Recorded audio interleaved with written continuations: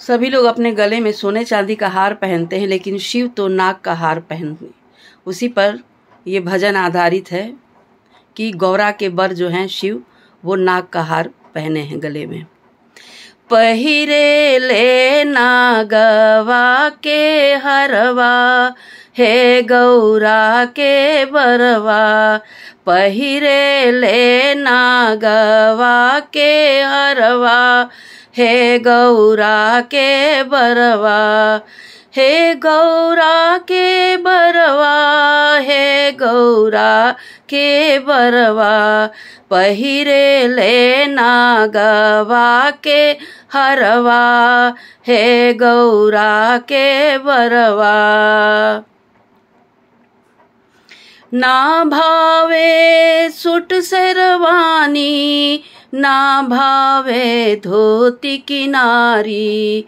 ना भावे सूट शेरवानी, ना भावे धोती किनारी।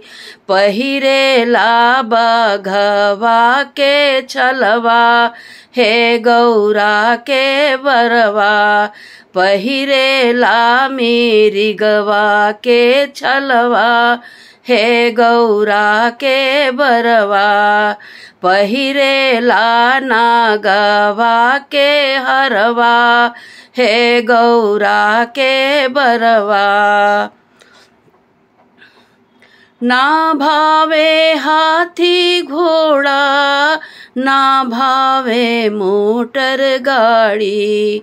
ना भावे हाथी घोड़ा, ना भावे रंथ सवारी।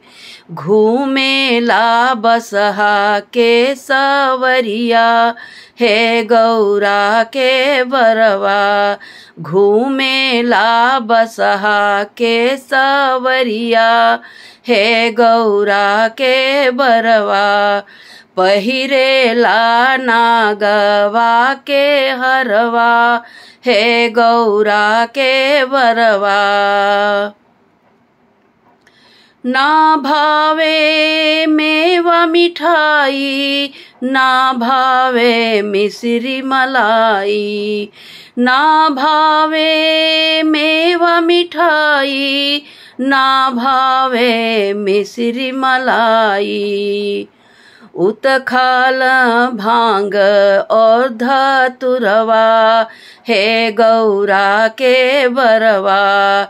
उतखाल भांग और धतुरवा, हे गौरा के बरवा।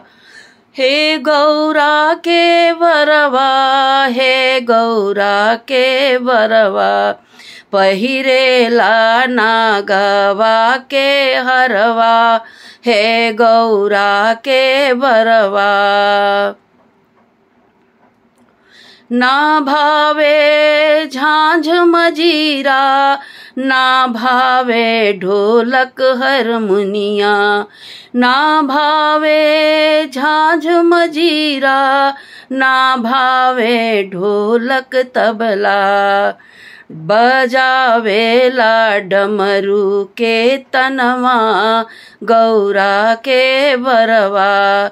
बजावेला डमरू के तनवा, हे गौरा के बरवा। हे गौरा के बरवा, हे गौरा के बरवा। पहिरे ले नागवा के हरवा, हे गौरा के बरवा। हे गौरा के बरवा। नमस्कार।